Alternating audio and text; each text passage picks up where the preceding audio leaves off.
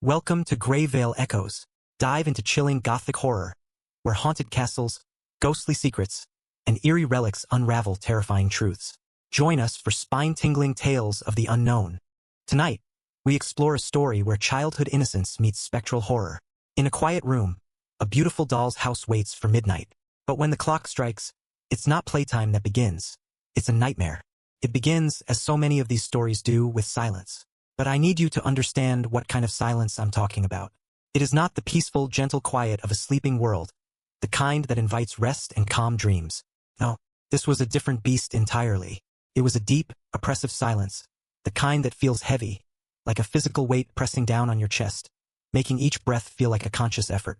It was the silence of a tomb, of a place long forgotten by the living world, where sound itself had died and been buried. I was in an old house, a place that had been in my family for generations but had stood empty for the last decade. I was spending my first week there, sorting through the ghosts of my ancestors, both literal and metaphorical.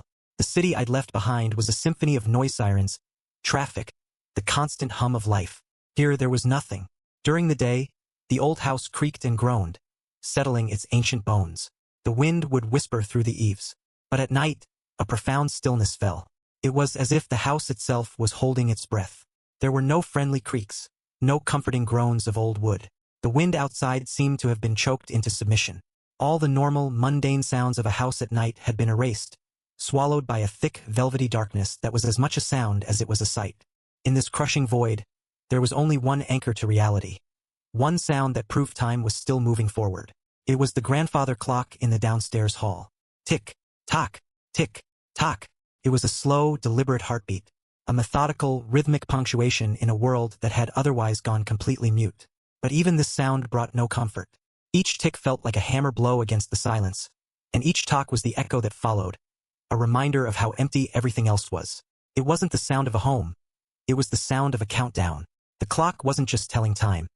It was measuring out the seconds until something unknown was set to happen. The silence was a stage, and the clock was the metronome for a terrible, unseen orchestra. I sat in a worn leather armchair in the study, a room filled with the ghosts of old books and forgotten pipes. I had tried to read, but the words on the page swam before my eyes, meaningless squiggles against the oppressive quiet.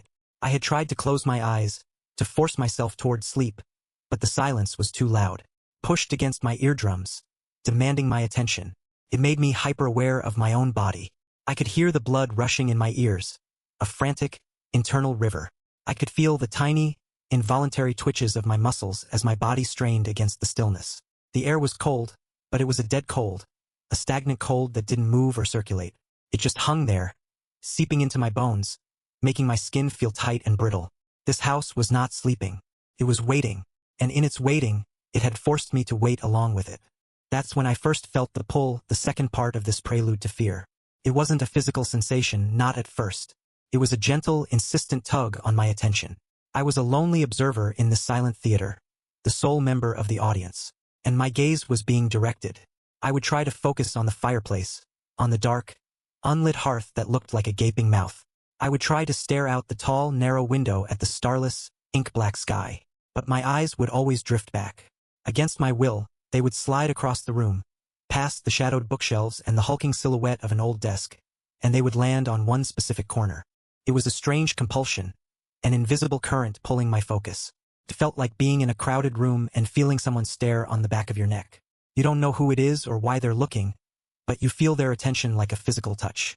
This was the same, only the feeling wasn't coming from a person.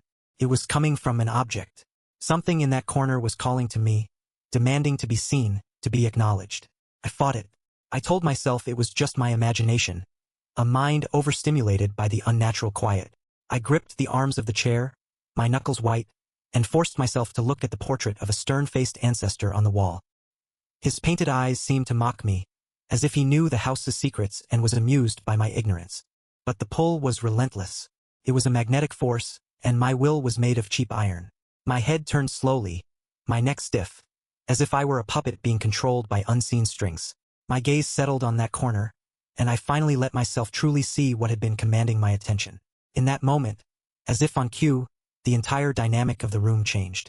A single, perfect beam of moonlight pierced through a gap in the heavy curtains. It wasn't a soft, diffused glow.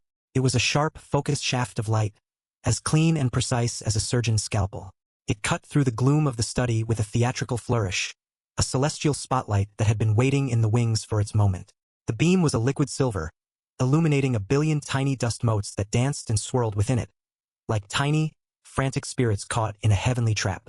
And this spotlight, this divine finger of light, did not land on the floor. It did not grace the old, dusty rug or the ornate legs of the desk. It fell upon one object, and one object alone, bathing it in a pale, spectral glow that made it seem otherworldly. It was a doll's house. The moonlight touched it with a strange reverence, transforming it from a forgotten relic into the absolute center of the universe. The rest of the study, with its dark wood and looming shadows, simply fell away, becoming nothing more than a black velvet backdrop for this illuminated stage. The light seemed to cling to the doll's house, to caress its surfaces, to explore its miniature form with an intelligence of its own. It was a cold, sterile light, the color of bone, and it bleached the faded paint of the tiny house, making it look ethereal and unreal. The light wasn't just falling on it. It felt like it was being drawn to it, as if the doll's house itself was the source of a gravitational pull, bending even the light of the moon to its will. And so I stared, no longer fighting the compulsion, but surrendering to it completely. I was captivated, mesmerized by this strange and beautiful object, now presented to me in all its eerie glory. It was an uncanny thing, a masterpiece of antique craftsmanship. It was a perfect, scaled-down replica of a Victorian manor, complete with intricate latticework on the porch, tiny shingles on the roof, and real glass in its miniature windows. The paint, once probably a cheerful cream color, had yellowed with age and was peeling in delicate flakes, like sunburnt skin. A tiny brass knocker, green with tarnish, was fixed to the center of the front door. It was exquisitely detailed, a testament to a time when toys were made with the care and artistry of fine furniture. But as I looked closer, its beauty began to curdle into something else, something unsettling. There was a coldness to it, a rigid formality that went beyond its design. It was too perfect, too still. A child's toy should bear the marks of a scratch here, a smudge there, a doll left in a clumsy, haphazard position. This doll's house had none of that. It was pristine. It didn't look like a toy. It looked like a monument. It had the sterile, untouched quality of an exhibit in a museum sealed behind glass. But there was no glass here. It sat on a small table in the corner, exposed to the room, yet it felt impossibly separate from it. The moonlight gave it a ghostly life, but it was the life of a memory, not of the present. It was a miniature, silent tomb. The phrase appeared in my mind, unbidden, and sent a shiver down my spine that had nothing to do with the cold air. The tomb. Yes, that's what it felt like. A beautiful, ornate casket built for something very, very small. The windows, reflecting the pale moonlight, looked like vacant, staring eyes. The front door, with its dark wood and tarnished knocker, was a sealed mouth holding back a silent scream. I felt a morbid curiosity take hold. Leaning forward in my chair, I strained my eyes to see inside. Through one of the small, mullioned windows on the ground floor, I could just make out a tiny living room. There was a miniature fireplace with a mantelpiece no bigger than my thumb. I could see the vague shape of a tiny sofa and chairs, all upholstered in a dark, faded fabric. Everything was perfectly arranged, unnaturally neat. It was a scene frozen in time, a tableau of domestic tranquility that felt profoundly, deeply wrong. It was the home of ghosts, a place where life had once been, and was now only imitated by these tiny, lifeless objects. I wondered about its history. Who had it belonged to? What long-dead child had spent their afternoons arranging and rearranging the little furniture, creating stories for the doll family that must surely live inside? I pictured a little girl with ribbons in her hair, her face serious with concentration as she played. But the image wouldn't stick. The cold, sterile perfection of the doll's house rejected it. It did not feel like a place of happy memories. It felt heavy with a sad, silent history. It radiated a sense of profound loneliness, of a story that had ended badly. The stillness of the house, the ticking of the clock, the spotlight of the moon, and the uncanny nature of the object all coalesced into a single, rising feeling of dread. I was no longer just an observer. I felt like a participant or perhaps a victim. The performance I had been waiting for was about to begin, and the doll's house was the stage. It stood there, glowing under the skeletal moonlight, a perfect miniature world of its own. It was beautiful. It was terrifying, and I could not look away. The silence deepened, the clock continued its relentless countdown, and I knew, with a certainty that chilled me to my very soul, that something was about to break the stillness. The quiet was the inhale. I was waiting for the scream. I stayed frozen in that chair, my body locked in place, my entire world shrinking to the dimensions of that single, impossible object. The moonlight that fell upon it was so bright, so strangely focused, that it seemed to be polishing the very air around the doll's house, making it shimmer. My mind, desperate for a rational explanation, tried to tell me that this was just a trick of the light, a fluke of optics caused by the old, uneven glass in the study window. It was a beautiful but perfectly natural phenomenon. But even as I formed the thought, I knew it was a lie. I was trying to comfort myself with logic in a situation that was rapidly leaving logic behind. And then, something changed. It was a shift so subtle, so gradual, that for a long moment I wasn't sure it was happening at all. It started with the light. The pure, silver-white beam of the moon, which had been so crisp and defined, began to soften at the edges where it touched the doll's house. It was like watching ink bleed into paper. The light wasn't just shining on the house anymore. It was being absorbed by it, drawn into it, and then it began to shine back out. From within the tiny, dark windows, a new light began to bloom. It was not the cold, sterile light of the moon. This was a different color, a sickly, pale gold, like the light from a very old, dying candle. It was a weak, phosphorescent glow that seemed to pulse with a slow, tired rhythm, like a failing heart. I leaned forward, my breath catching in my throat. This was impossible. There were no wires, no batteries. This doll's house was an antique, a relic made of wood, glue, and paint. It had no mechanism for generating light. Yet there it was, a faint internal luminescence that grew, ever so slowly in intensity. The golden light seeped from the window panes, outlining each tiny frame. It pushed against the darkness inside, revealing the vague shapes of the rooms within. It was as if someone had lit 100 miniature lanterns inside, creating a ghostly, self-contained sunset. The moonlight from the window was now secondary, a pale wash compared to the eerie, living glow that emanated from the house itself. The doll's house was no longer being illuminated by an external force. It was the source. It was a beacon broadcasting its wrongness into the silent room. My scientific mind screamed in protest, but my instincts, the ancient, primal part of my brain, whispered a terrifyingly simple truth. It's awake. With this new, impossible light, I could see inside with a clarity that was both fascinating and deeply disturbing. The glow gave the interior a sense of depth and reality that it shouldn't have possessed. My gaze was drawn to the ground floor window, to the tiny living room I had glimpsed before. Now it was laid bare. I could see everything. The miniature sofa was upholstered in what looked like dark red velvet, its fabric worn smooth in the very center, as if from decades of use by an invisible occupant. Beside it, a tiny table held a porcelain tea set, the cups no bigger than my fingernail, each one perfectly placed on its saucer. On the mantelpiece above the unlit fireplace, there was a row of microscopic objects I couldn't quite identify, perhaps family photographs in impossibly small frames. And on a small stand in the corner, a book lay open, its pages filled with minuscule, unreadable text. Everything was perfect, and that perfection was the most horrifying thing of all. This was not the charming clutter of a beloved toy. This was the sterile, rigid perfection of a place untouched by human hands. There wasn't a single speck of dust on the miniature furniture. The tiny rug on the floor was perfectly straight. The book was open to its exact center, its spine uncreased. It was a diorama of domestic life, but it was a life that had been staged by something with an obsessive, inhuman need for order. It felt like a trap, carefully set and baited with a facsimile of warmth and comfort. The entire scene was a lie, a beautiful, meticulously crafted lie designed to hide a terrible truth. Life is messy. Life is chaotic and unpredictable. This place, in its chilling perfection, was the absolute antithesis of life. It was a monument to stillness, a shrine to a moment frozen in time, preserved in an amber of ghostly light. My eyes traveled upwards, to the second floor, where the golden light was even stronger. Through a bedroom window, I could see a four-poster bed, the covers neatly turned down, a minuscule pillow fluffed and waiting. A tiny wardrobe stood against the far wall, its doors slightly ajar, revealing the dark void within. The light caught the edge of a small, silver-backed brush lying on a dressing table.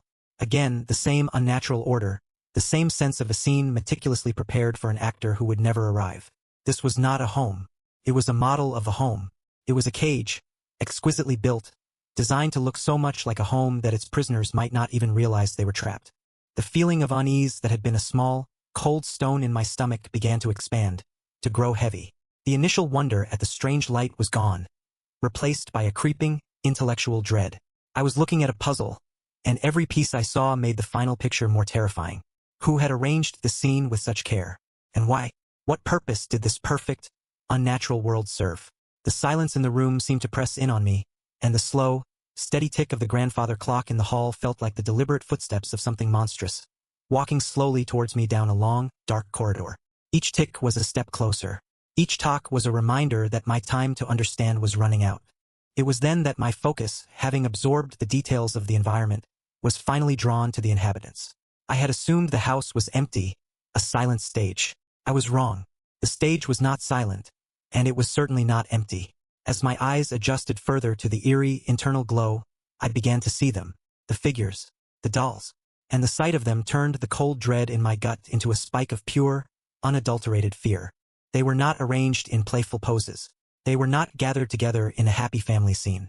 They were separate, isolated, each one frozen in a state of quiet, desperate tension. In the downstairs study, a room I hadn't noticed before, I could see the father. He was a small figure in a dark, painted-on suit, seated in a high-backed chair. The tiny book was open on his lap, but he wasn't looking at it. His head, made of porcelain, was tilted slightly upwards, his painted eyes fixed on the ceiling. His plastic smile, a feature that should have been cheerful, looked grotesquely out of place. It was a mask, and beneath it, his entire posture screamed of a man listening for a sound he knows is coming, a sound he dreads with every fiber of his being.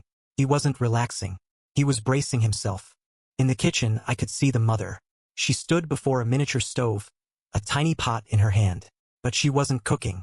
Her arm was locked, her body rigid. Her head was turned sharply towards the hallway, her painted blue eyes wide, staring into the miniature darkness beyond the kitchen door. Her cheerful, rosy-cheeked expression was a mockery. She was a statue of fear, petrified in the middle of a mundane task by some unseen terror. She was listening just like the father. They were both listening. The most chilling sight, however, was on the top floor. In the bedroom I had seen earlier, the one with the perfectly turned-down bed, I could now see the children. There were two of them, two tiny figures tucked into their beds. They weren't lying down peacefully. They were sitting bolt upright, their miniature bodies stiff with terror.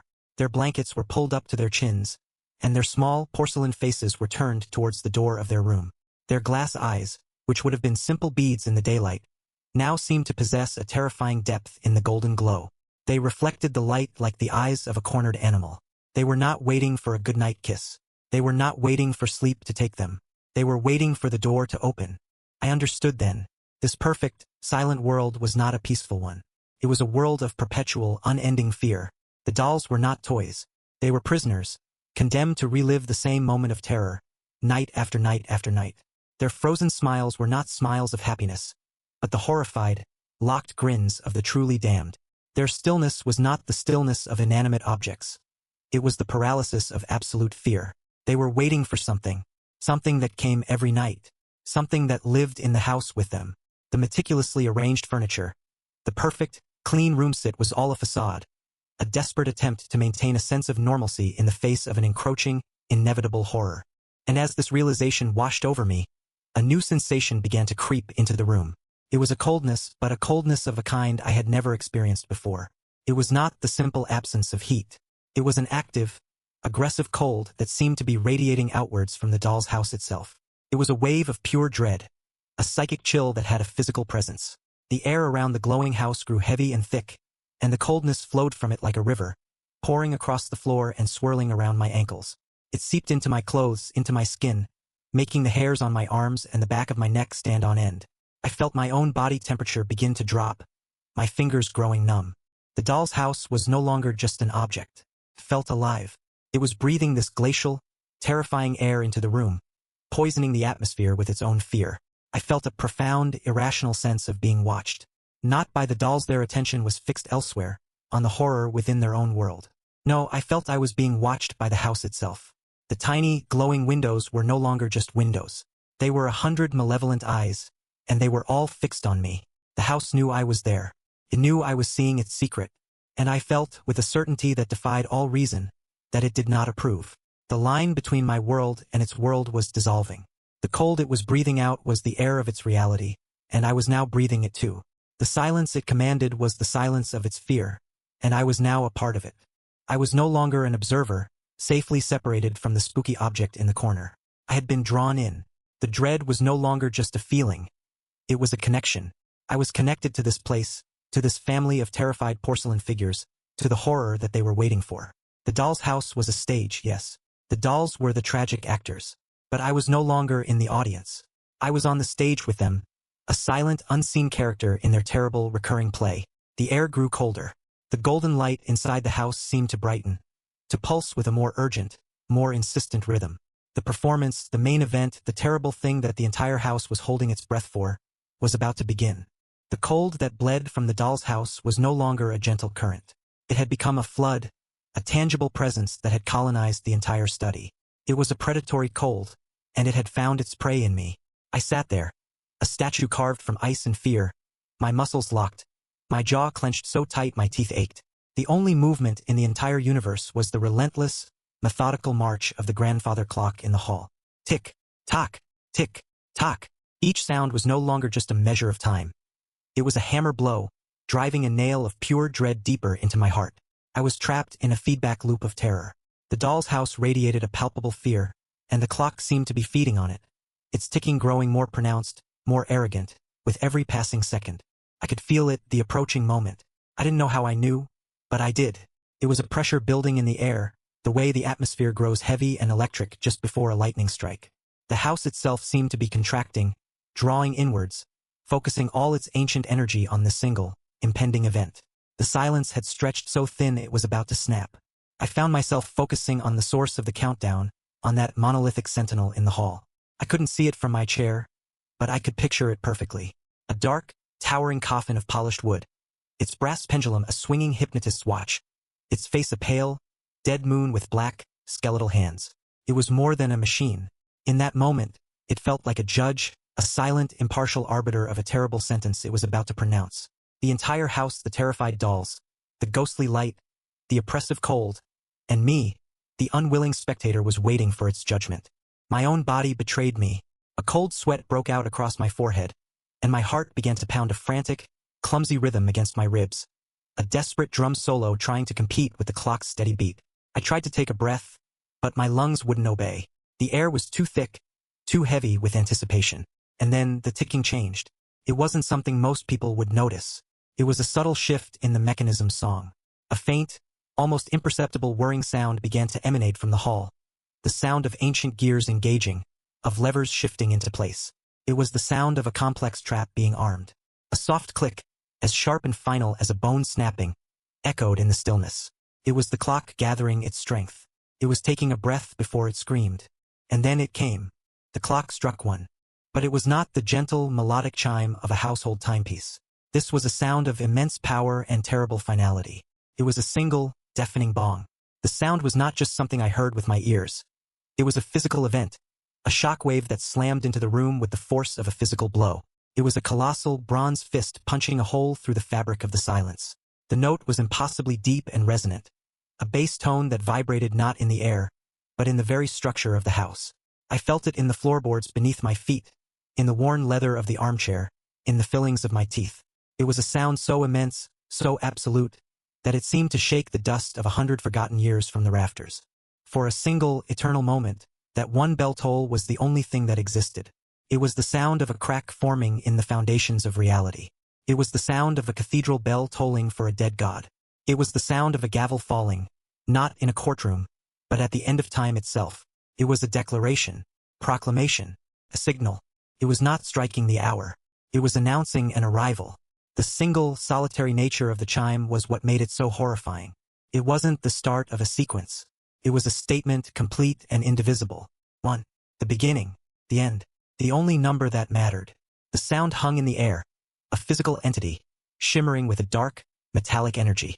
It saturated everything, pressing down on me, suffocating me. It was the voice of the house, and it was a voice of doom. I closed my eyes, my mind reeling from the sonic assault. I waited for the echoes to fade, for the house to settle back into its oppressive quiet. I prayed for the silence to return, as terrifying as it had been. But the universe had other plans. As the last, deep vibrations of the grandfather clock's great bell began to recede, just as the sound was being reabsorbed into the walls and the floor, a new sound was born. It was an impossible response. It was a tiny, high-pitched ding. The sound was the complete and utter opposite of the bell that had preceded it. Where the clock's chime was a brutal, deep roar of bronze, This was a delicate, crystalline note of silver, where the clock's chime was a shockwave that shook the house. This was a pinprick of sound, so small and precise it felt like it had been injected directly into my eardrum. It was the sound a single drop of ice might make falling onto a frozen lake. It was impossibly clear, impossibly sharp, and impossibly terrifyingly close. My eyes snapped open. For a heart-stopping second, my rational mind scrambled for an explanation. It was an echo, an acoustic anomaly, an overtone created by the larger bell's complex frequencies resonating in a strange way. It had to be. My brain, schooled in physics and logic, refused to accept what my ears were telling me. I was tired. I was scared. My senses were playing tricks on me. It was the only explanation that didn't shatter my understanding of the world. But the sound, as small as it was, had a definitive source. It hadn't come from the hall. It hadn't come from somewhere else in the room. I knew, with a sudden, gut-wrenching certainty that bypassed all logic and reason, exactly where it had come from. It had come from the doll's house. My gaze, which had been turned inward in shock, now snapped back to the corner of the room. The doll's house was still there, glowing with its sickly, golden light. But something was different. My focus was drawn to the miniature front door, and just above it I saw it. A tiny, tarnished piece of brass, no bigger than a grain of rice, shaped like a bell. The bell on the front door of the doll's house. I stared at it, my heart hammering against my ribs. Had it moved? Had it swung? Couldn't be sure. It was too small, too far away. But the sound was undeniable. The miniature bell, a solid, unmoving piece of decorative metal on a child's toy, had just rung. It had answered the great, booming summons of the grandfather clock. The implication of that tiny sound was infinitely more terrifying than the colossal chime that had spawned it. The grandfather clock was a machine. It was supposed to make noise. It was real.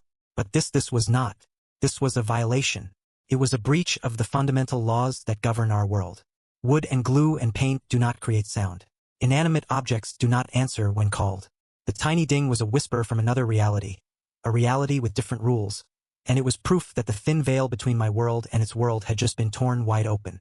The house was not just haunted. It was an embassy for a kingdom of the impossible, and I had just heard its doorbell ring. And then came the third stage of this terrifying sequence. The silence that followed. The deep echo of the great bell was gone. The sharp, silvery note of the tiny bell had faded, and they left behind a void.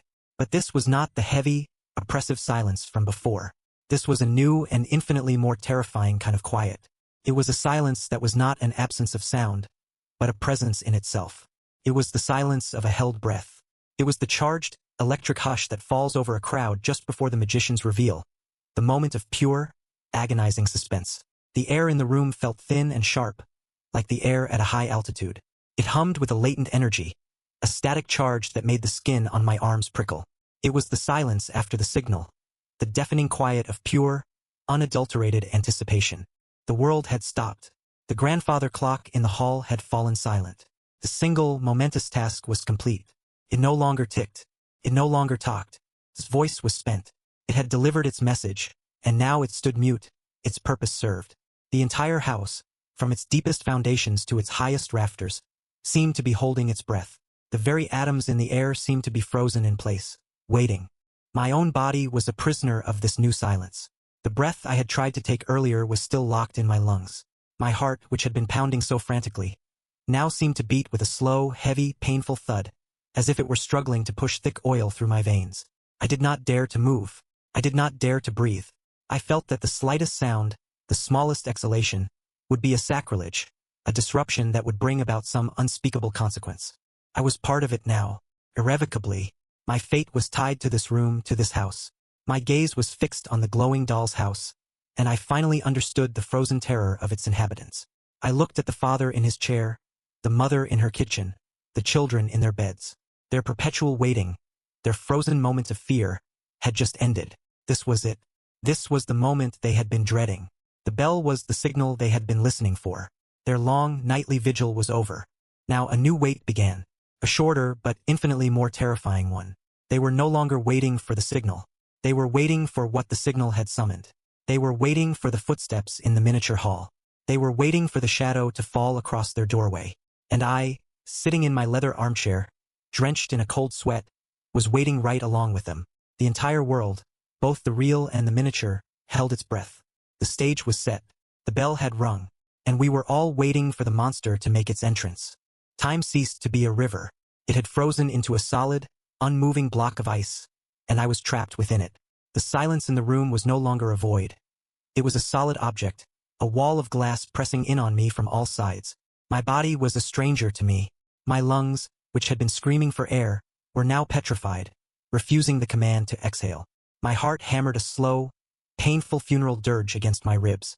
I was nothing more than a pair of eyes, locked onto the glowing miniature stage in the corner of the room, a helpless witness to a play written in the ink of nightmares. The entire world, the grand house around me and the tiny house before me, was balanced on the razor's edge of a single silent moment. We waited. The dolls and I, we waited together. And then, in the heart of that golden, ghostly light, something began to spoil. It started in the central hallway of the doll's house, on the ground floor. It wasn't a flicker. It wasn't a movement. It was a corruption. A small patch of the glowing air, no bigger than a thumbnail, began to darken. It was not a shadow being cast from an external source. There was nothing to cast it. This was a darkness that was blooming from within the light itself, like a drop of black ink falling into a glass of pale gold wine. It spread slowly, languidly, its edges indistinct and smoky. It was a stain appearing on the very fabric of the scene. I watched, mesmerized by the sheer wrongness of it. The darkness did not behave like a shadow. It had substance. It had depth. As it grew, it didn't just block the light. It seemed to be consuming it. The golden glow of the miniature wallpaper and floorboards vanished as this creeping void expanded, swallowing them whole. It was an area of absolute nullification, a patch of anti-existence. It was a hole that had been punched through the reality of the doll's house, revealing a glimpse of the utter, featureless nothingness that lay beyond. Then it began to take shape. The amorphous blob of darkness began to stretch upwards, elongating itself with a slow, deliberate purpose. It rose from the floor, a vertical scarf forming in the air, a line of pure, unadulterated black against the glowing backdrop. It coalesced into a form that was horrifyingly, unmistakably humanoid. It was a silhouette, a cutout of a man, but a man made from a material that had no name. It was a figure of absolute blackness, a black so profound it made the surrounding shadows of the real room look like pale gray smudges. It was the black of a starless midnight sky seen from the bottom of a well. It was the black of a dead eye. The figure stood there for a moment, a tall, thin slash of oblivion in the miniature hallway. It had no face, no clothes, no features of any kind. It was a two-dimensional absence given three-dimensional form. A spectral figure, yes, but not a ghost of a person. It was the ghost of an idea, the idea of an empty space, of a final end. The very sight of it was a violation, a paradox that my mind struggled to process and violently rejected. It was a physical manifestation of dread, and its presence made the manufactured terror of the porcelain dolls seem childish and quaint. They were afraid of this. This was the thing that came for them in the night. This was the reason for their frozen screams. My own terror suddenly felt insignificant, a pale reflection of the pure, primal horror that must exist inside that tiny, glowing world. The static tableau was broken by movement, and the movement was the most terrifying thing I have ever witnessed. The shadow did not walk. It did not step. It began to glide.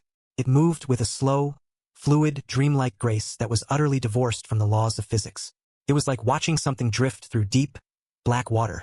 There was no friction, no effort, no sense of weight or mass. It simply flowed. Its feet, if it had any, did not touch the miniature floor. It hovered a fraction of an inch above the surface, propelled by an unseen, silent will. Its progress was agonizingly, tortuously slow. It was a predator that knew its prey was already trapped, that knew it had all the time in the world. Its slowness was an act of cruelty, designed to stretch the moment of terror into an eternity. It glided out of the central hallway and into the archway of the tiny living room. As it passed, the golden light of the room seemed to bend and warp around its edges, as if the figure had its own gravitational pull. The light did not want to touch it. I saw the father doll, frozen in his high-backed chair, his head tilted upwards. The shadow passed directly in front of him, a sliver of absolute night eclipsing his tiny form for a second. His terror was no longer just a painted expression. In that moment, I felt it as a real and tangible thing, a wave of cold despair that washed over me from across the room. He was not just watching it pass. He was being unmade by its proximity. The figure paid him no mind. It continued its serene, horrific journey, flowing past the living room and towards the back of the house, where the mother doll stood petrified in her kitchen. It passed the doorway to her room, and again, its form seemed to suck the light and warmth from the air, casting a pall of absolute dread over the tiny domestic scene. The mother, with her hand outstretched, her eyes wide, was a monument to the moment her world ended. The shadow was the harbinger of that end, and it drifted by her as if she were nothing more than a piece of furniture. My breath was a stone in my chest. I wanted to scream. I wanted to throw something to shatter the doll's house, to break the spell. I wanted to close my eyes, to look away, to sever my connection to this private miniature apocalypse. But I could do nothing. My muscles would not obey. My voice was gone. I was as paralyzed as the dolls themselves, a helpless observer forced to watch this slow-motion nightmare unfold to its inevitable, horrifying conclusion. The shadow reached the bottom of the miniature staircase. It did not climb the stairs. It simply began to ascend, rising through the air with the same slow, silent grace, its form perfectly vertical as it floated upwards. It passed through the floor of the second story as if it were made of smoke, its form rematerializing in the upstairs hallway without a single sound. It had a destination. Its purpose was clear. It was moving with an unnerving, unholy certainty. It flowed down the short hallway, past the master bedroom with its perfectly turned-down bed, and it stopped. It stopped directly outside the closed door of the children's bedroom. The silence that followed this cessation of movement was a new and exquisite form of torture. The figure just stood there, a tall, black rectangle of pure dread, waiting. It was savoring this moment, the final moment before the terror was consummated. Inside that room, I could picture the two small dolls, sitting bolt upright in their beds, their glass eyes fixed on the door, their tiny porcelain bodies rigid with a fear I could now fully comprehend. They knew what was on the other side. They knew it had come for them. And then, with a slowness that was physically painful to watch, the shadow began to lean forward. It did not open the door. It simply passed through the solid wood, its form dissolving and reforming on the other side. I could see its silhouette through the bedroom window now, a stark, black shape against the pale golden light within. It was inside their room.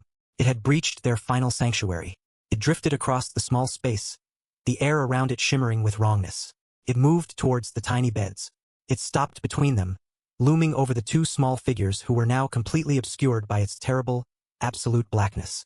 It leaned down as if to whisper a secret, as if to give a kiss. And that is when the sound came. A scream. It was not loud. In fact, it was faint. So faint that it was almost lost in the suffocating silence of the house. But it was perfectly, unnervingly clear. It was the sound of a pin dropping in a cathedral. A sharp, piercing note that cut through the thick atmosphere of dread like a shard of glass. It was a high, thin, keening wail, and it was unequivocally the scream of a child. It was not the sound a doll could make. It was not a mechanical noise. It was a sound of living, breathing, organic terror. It was a sound full of pain and a fear so absolute that it went beyond mere emotion and became a physical force. It was the sound of a soul being ripped from a body. It was the sound of a mind snapping. And the most horrifying, reality-shattering thing about it was its source. It was not coming from anywhere else in the house. It was not a sound from outside. With a certainty that turned my blood to ice water, I knew that the scream was coming from directly inside the doll's house itself. That tiny, impossible sound was a cataclysm. It was the sound of the final wall between my world and its world crumbling to dust. The horror was no longer contained. It had escaped its miniature prison and was now loose in the room with me. The scream was real. It echoed not in the study, but inside my skull. It vibrated behind my eyes. I felt it as much as I heard it. A needle of pure sonic agony.